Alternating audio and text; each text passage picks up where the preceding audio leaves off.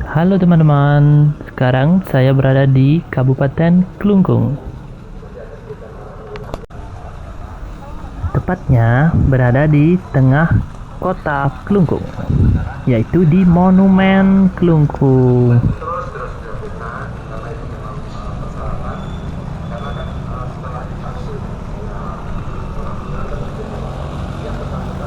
Mari kita masuk ke dalam Monumen Klungkung, teman-teman. Seperti apakah di dalamnya?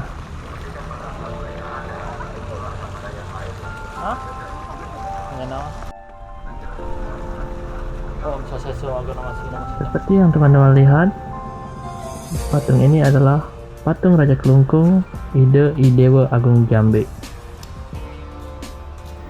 yakni raja yang gugur pada saat Perang Puputan Klungkung, di mana Belanda menyerang Klungkung pada tanggal 28 April 1908.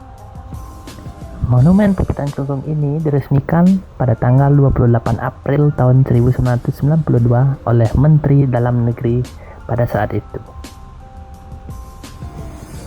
Dan pada bagian dinding terdapat miniatur-miniatur kehidupan masyarakat Klungkung pada zaman dulu, pada saat kolonialisme maupun sebelum Belanda menyerang.